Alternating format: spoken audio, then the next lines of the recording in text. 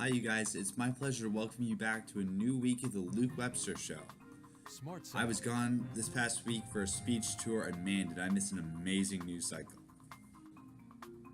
I will get into everything from Trump's tweets to North Korea, but first I wanted to take a second and tell you guys about my most recent speech at the University of Missouri, which I'm sure you probably read about in the news. So first let me give you a little bit of background information.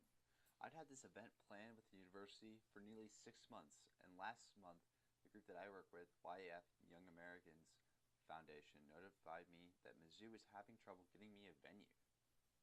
They said it was due to a safety issue. They worried about protests from the students and faculty. Discussion we could have about the administration's inability to control its own population. Smart sound. But the more important discussion is the one about the nature of free speech.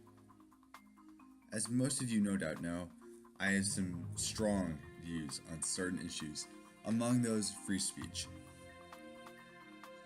When violence or shouting someone down is what we resort to in order to prove that our side is right and another's is wrong, we lose our ability to have a functioning political system.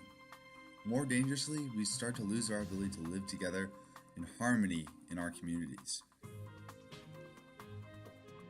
Say for instance that I was David Duke or Ruth Spencer and I would speak at a public university. I have a right to do so. Even though I might say some of the most vile things imaginable, my speech is still protected. Up until that point in which I say something like, hang all black people, I would be inciting unrest and violence, voiding my rights to free speech.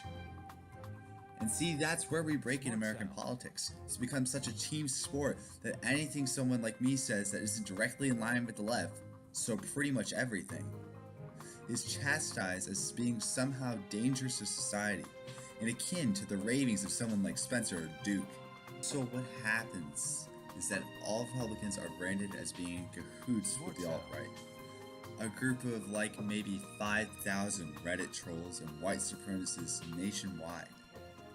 This kind of blanket branding can be extremely dangerous.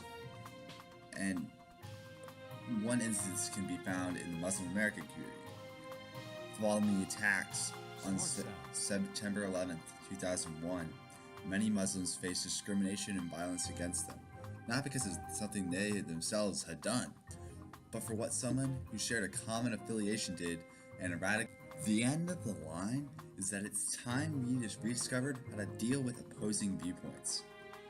Americans need to be able to sit down with any person, regardless of race, color, or creed, or political affiliation, and have an honest conversation.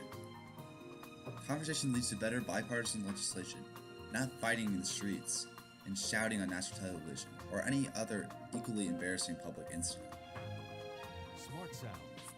Now, I'm sure that all of you would like to hear my thoughts about North Korea, and that would be right after this.